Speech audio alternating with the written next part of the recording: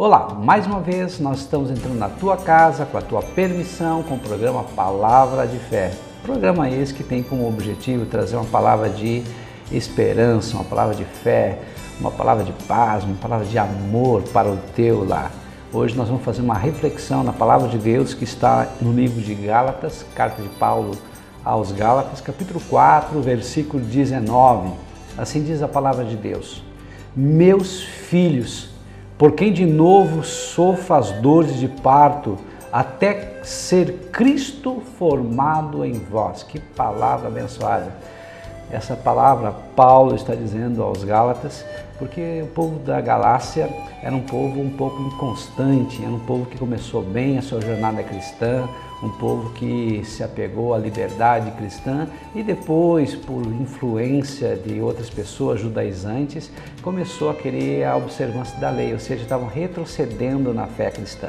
Então Paulo, aqui um pouco chateado com essa situação, diz que sentia dores de parto, ou seja, Paulo está se comparando com uma mulher grávida que está a ponto de dar à luz e ela sente aquelas contrações, aquelas dores antes do filho nascer, ou seja, naquele momento das dores é um momento ruim, é um momento de dor, mas depois que o filho nasce, aí sim é um momento de alegria. Hoje nós vamos falar algo muito interessante, é que tipos de pais, existem vários tipos de pais, nós vamos ver nessa pregação, nessa palavra, que tipo de pais, e de repente vamos ver se você se enquadra também num desse tipo de pais. Primeiramente, nós temos um pai espiritual. O que é um pai espiritual? Aquele que cuida, aquele que orienta, aquele que discipula, aquele que ensina, aquele que acompanha, aquele que anda, aquele que está junto de alguém mais novo que ele e automaticamente ele instrui dentro da fé cristã. Esse é o pai espiritual. Paulo tinha vários filhos espirituais. Um deles era Timóteo, que era filho na fé. Lá em 1 Timóteo 1:2 diz assim: a Timóteo, verdadeiro filho na fé, graça, misericórdia e paz da parte de Deus Pai e de Cristo Jesus, nosso Senhor. Ou seja, Paulo tinha um carinho tão grande pelo seu filho Timóteo que eu considerava como filho espiritual. Então, se você, porventura, você que me ouve, já está na fé cristã há algum tempo e tem alguns filhos espirituais, você também é considerado como um pai espiritual.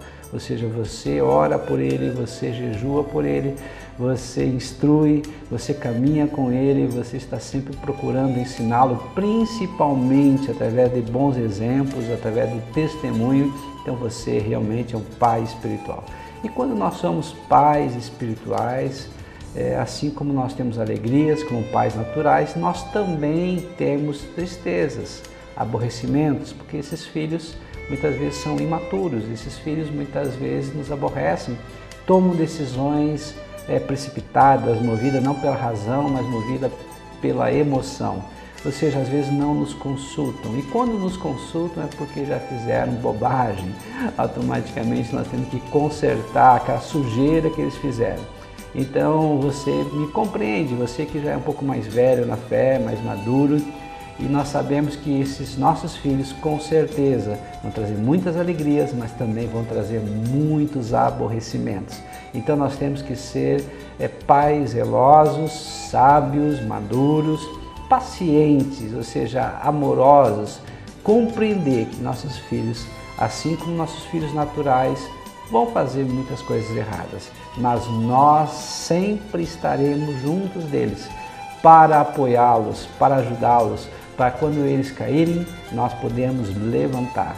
Então, essa é a mensagem assim, de hoje. Você que é um pai espiritual, tem alguém que está com você, que anda com você, que te segue e você ajuda, com certeza você vai ter muitas alegrias, mas também você vai ter muitos aborrecimentos. Assim como Paulo disse aos Gálatas, assim também é para nós. Nós vamos sofrer muito, nós vamos nos decepcionar muito, mas eles nunca deixarão de ser nossos filhos. Assim como nossos filhos naturais podem nos aborrecer, pode nos entristecer, nos magoar, nos ferir, nós nunca deixamos de ser pai, nós nunca deixamos de amá-los. Assim também para com os filhos espirituais, e assim nós somos então pais espirituais. Paulo tinha outros filhos, como também Tito, que era o filho na comunhão. O livro de Tito, capítulo 1, versículo 4, diz assim: a Tito, verdadeiro filho, segundo a fé comum, graça e paz da parte de Deus Pai e de Cristo Jesus, nosso Salvador. Ou seja, aquele filho que caminha contigo, aquele filho mais maduro, aquele filho mais crescido, aquele filho que já está há algum tempo contigo e já começa a caminhar, te ajudar, é aquele filho que te apoia. Então, realmente, nós temos filhos que nos dão prazer, nos dão alegria, que amadurecem rápido, amadurecem cedo e nos ajudam na labuta da vida. Assim também, esses filhos espirituais que são crescidos, são mais maduros, eles começam a nos dar muita alegria. Então, são os filhos na comunhão, estão junto conosco. Assim também precisamos ser pais espirituais com filhos que são conosco, que andam conosco, são filhos na comunhão. Ele tinha também um outro filho chamado Onésimo, que era filho nas algemas. Filemão 1,10, assim diz a palavra de Deus. Sim, solicito-te em favor de meu filho Onésimo, que gerei em algemas. Talvez você vai gerar filhos naqueles momentos mais complicados, naquele momento de dor, naquele momento de perda, naquele momento que muitas pessoas às vezes te abandonam. Esses filhos são os filhos da algema, são aqueles filhos, eles são gerados no momento da dor, no momento do desamparo, no momento complicado, difícil da vida, no momento em que você geralmente está sozinho, no momento que muitas vezes você está abandonado, mas Deus nunca nos abandona. Assim também Ele coloca pessoas para estar junto conosco e também nos acompanhar nesse momento de dor. Se você consegue acompanhar pessoas no momento de dor, no momento de desamparo, você também tem filhos gerados na algema. Ou você está preso ou ele está preso, não importa. Esses filhos sempre vão ficar contigo, porque eles foram gerados no momento mais difícil, mais complicado, ou da vida deles, ou da tua vida. Eles jamais te esquecerão. Um pai encoraja o filho e esse enfrenta todas as coisas com o apoio do pai. Então o pai é preciso estar presente, ser presente. Um pai ausente é um pai que não apoia o seu filho, mas um pai presente está sempre pronto para estender a mão, para ajudar, para encorajar, ou seja, para vibrar pela vitória e para consolar quando houver derrotas.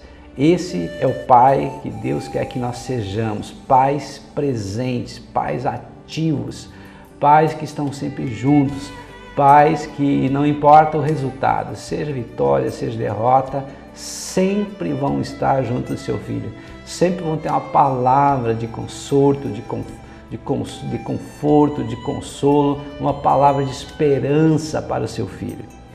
Quem nunca foi filho jamais saberá ser pai.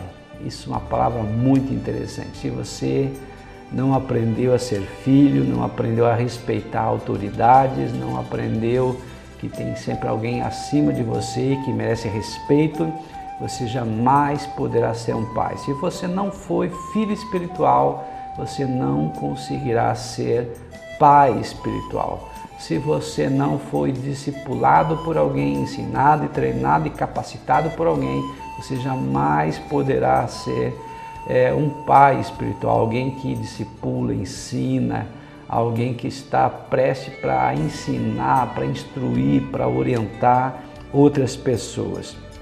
Uma outra coisa que eu aprendo é que a própria Bíblia, ela nos aponta também alguns pais que foram exemplos. Em Hebreus capítulo 11 nos fala sobre a galeria de heróis da fé. Vamos pegar alguns aqui só para a gente poder compreender.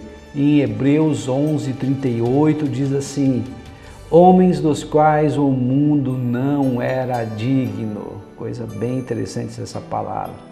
Talvez você pergunte, mas pastor, o meu pai ele era ausente, o meu pai era violento, o meu pai ele não me amava, o meu pai me castigava, ou melhor, eu não conheci meu pai.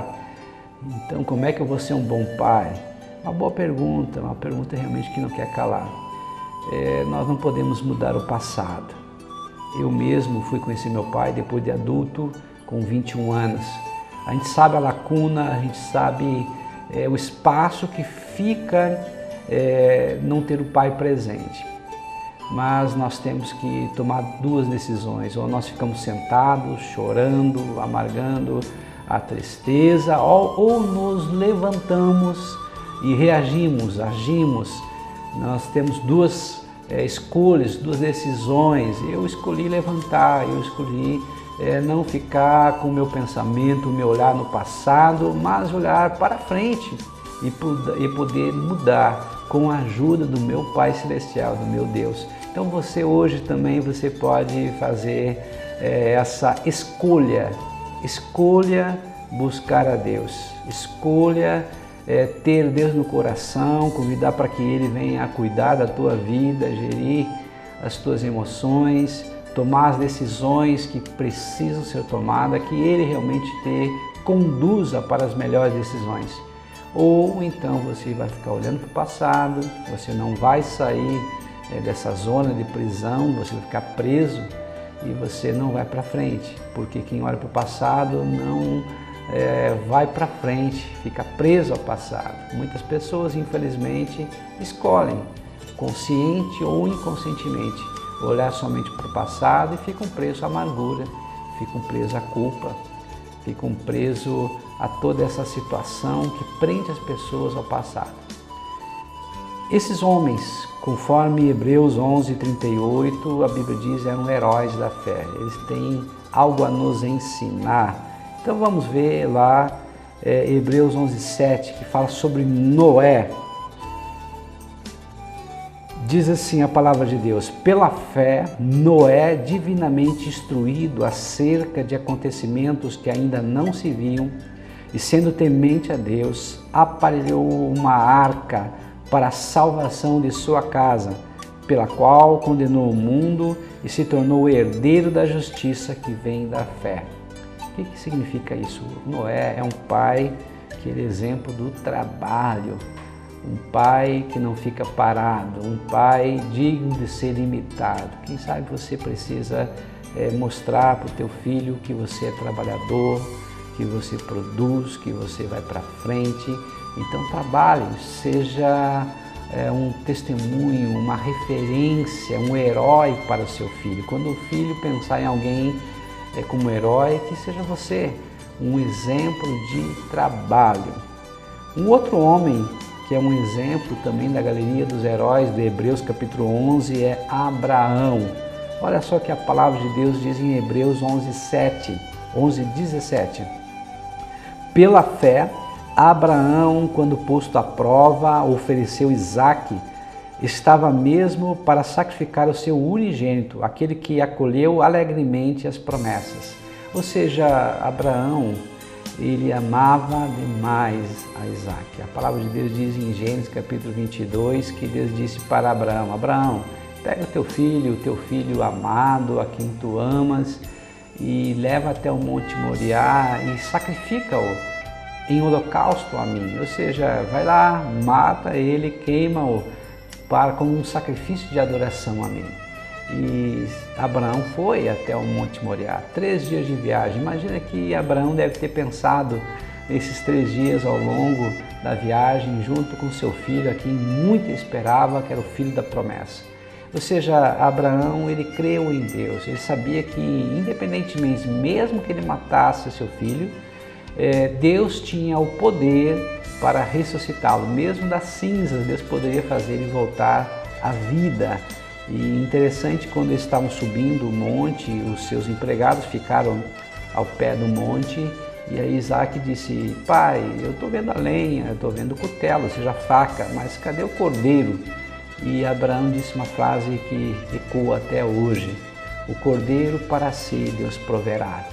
Então ali Deus disse Jeová Jiré, ou seja, o Senhor inspirou a palavra de Abraão e nesse ponto começamos a conhecer um pouco mais da presença, do caráter de Deus como aquele que provê, aquele que sustenta, aquele que domina, aquele que tem a última palavra, aquele que está junto conosco. Então, Abraão, ele foi considerado pai da fé. Talvez você precise agir como Abraão. Se alguém, no caso, e principalmente o teu filho, olhar para você e ele vê em você um homem de fé, você vai estar sendo referência para o seu filho. E nós já falamos várias e várias vezes aqui no programa que a fé é a linguagem do reino celestial, ou seja, quando você fala com dúvidas, automaticamente você está falando uma língua estranha ao reino de Deus. Mas quando você fala a palavra de Deus com fé, você está falando a linguagem que Deus entende, a linguagem que Deus compreende, a linguagem que move o sobrenatural, move realmente o milagre. Você está atraindo o milagre para si. Um outro exemplo de pai é Isaac.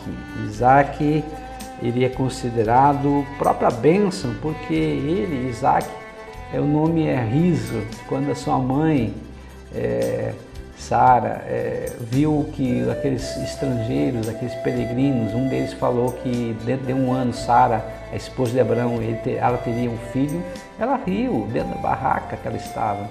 E o homem de Deus, o anjo, o próprio Senhor, lá falou: por que tu riste, Sara? Ela disse: eu não ri. Não, dentro de um ano você vai ter um filho.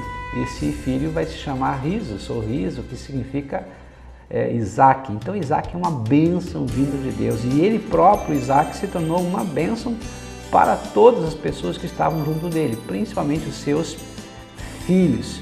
Olha só o que a palavra fala sobre Isaac. Lá em Hebreus capítulo 11, versículo 20.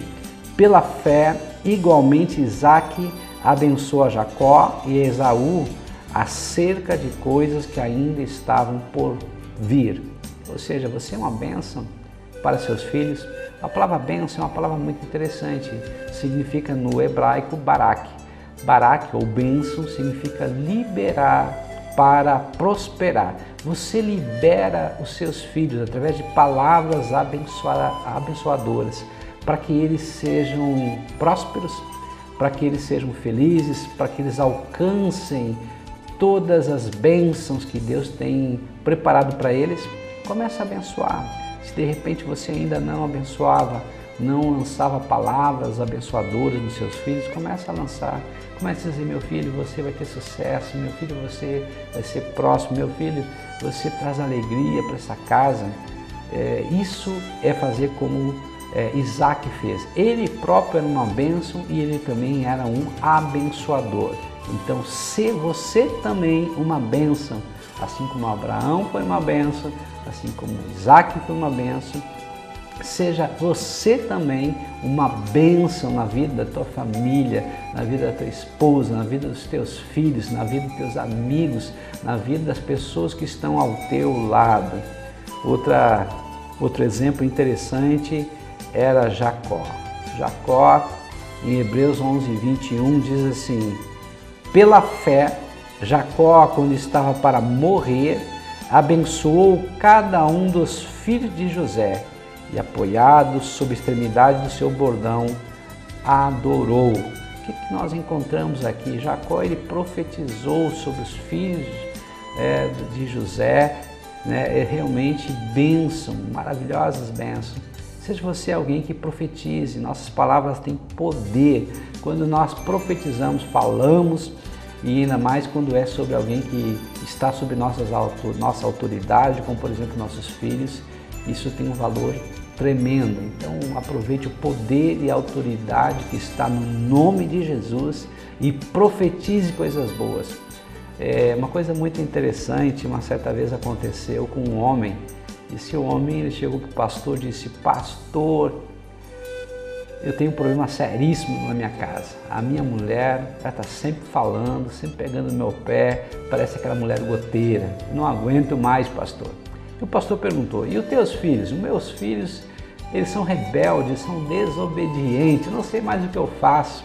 O pastor chegou para ele, olhou bem no olho dele e disse: meu querido filho, se porventura você fosse no médico, esse médico te prescrevesse, te receitasse algum medicamento, você tomaria? Claro, pastor, é claro.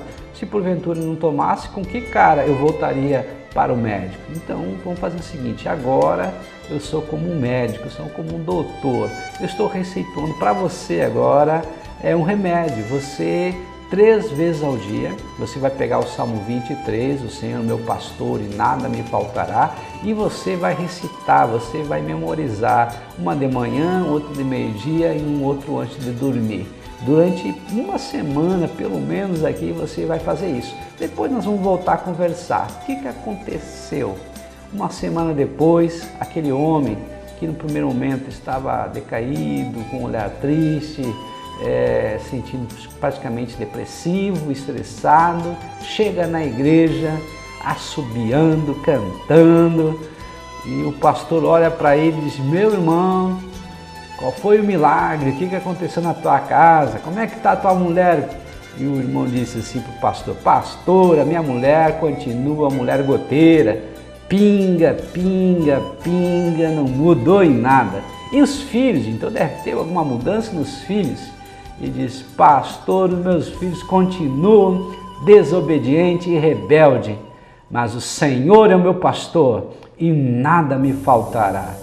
Ou seja, a circunstância externa ainda não tinha mudado, mas ele, dentro dele, já havia acontecido um milagre, uma transformação radical. A palavra de Deus tinha mudado o seu interior, tinha mudado os seus pensamentos, tinha mudado o seu sentimento, tinha mudado a sua vontade. Ou seja, o milagre começa primeiramente em nós, e tudo muda quando você muda, quando você permite a ação de Deus, como diz lá em Romanos 12:2, não vos conformeis com esse século, ou seja, não vos conformeis com este mundo, mas transformai-vos pela renovação da palavra de Deus, para que experimenteis a boa, agradável e perfeita vontade de Deus.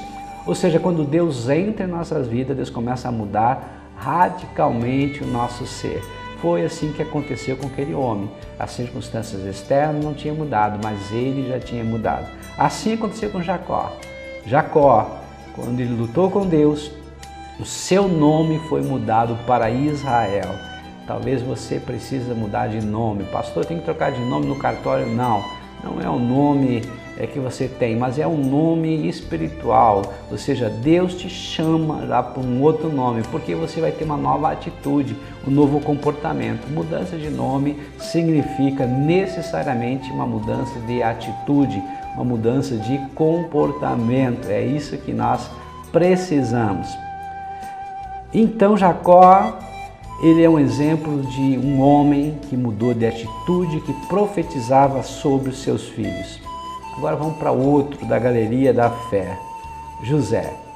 Hebreus 11:22 diz assim: pela fé, José, próximo do seu fim, fez menção do êxodo dos filhos de Israel, bem como deu ordens quanto aos seus próprios ossos. José é um exemplo de fidelidade, uma pessoa fiel, uma pessoa leal, uma pessoa que foi abandonado pelos seus irmãos, uma pessoa que foi jogada num poço, uma pessoa que foi levado cativo como escravo para o Egito, uma pessoa que depois foi preso e terminou uma parte da sua vida, pelo menos lá no cárcere, na prisão, e mesmo assim ele era com Deus e Deus era com ele, ou seja, Deus nunca o abandonou. Por quê?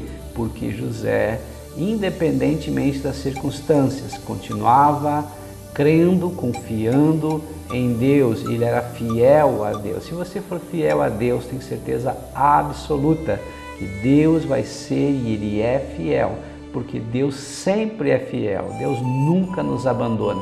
Nós que alguns momentos, algumas vezes, abandonamos ao Senhor, mas o Senhor nunca nos abandona.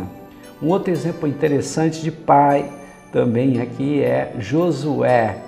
Hebreus 11:30 diz assim: pela fé ruíram as muralhas de Jericó, depois de rodeadas por 7 dias, escolhei hoje a quem servais, e apresentou sua determinação de eu e a minha casa serviremos ao Senhor. Josué 24:15. Ou seja, seja também um exemplo daquela pessoa que coloca todas as suas decisões nas mãos de Deus. Se você for como Abraão, você vai ser um exemplo de fé. Se você for como Noé, você vai ser um exemplo de trabalho. Se você for como Isaac, você vai ser um exemplo de bênção para seus filhos. Se você for como Jacó, você vai ser um exemplo daquele que profetiza sobre a vida dos seus filhos. Se você for como José, você vai ser um exemplo de fidelidade, lealdade às pessoas, às autoridades e principalmente a Deus. E se você for como Josué, você sempre vai ser um pai que coloca todas as suas decisões nas mãos de Deus. Nós vamos agora orar e esse programa vai continuar na próxima semana. Eu quero agora te abençoar. Feche os teus olhos. Nós vamos agora orar e colocar nossas vidas e a tua vida em especial nas mãos de Deus. Pai querido, nós colocamos agora essa pessoa que está assistindo essa programação, Palavra de Fé, que o Senhor possa estar trabalhando no coração dessa pessoa, que essa mensagem possa levantá-la, tirar, Senhor amado, ela da tristeza, tirar, Senhor, da depressão, e que ela possa buscá-lo em primeiro lugar. Que o Senhor seja encontrado na vida dessa pessoa. E se porventura essa pessoa, Deus amado, ela está bem, que ela possa continuar ainda melhor. Que o teu olhar, que o Senhor possa dar ordem aos teus anjos para cercá-la, protegê-la, guardá-la de todo perigo, de todo mal. É o que nós te pedimos e desde já agradecemos. Em o nome de Jesus. Amém e amém.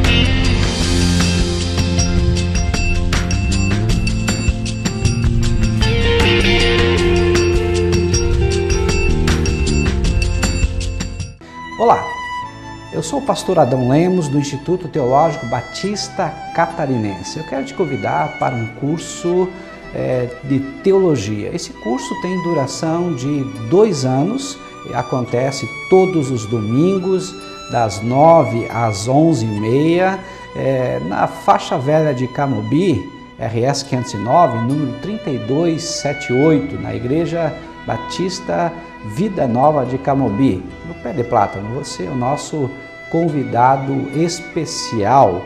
Participe!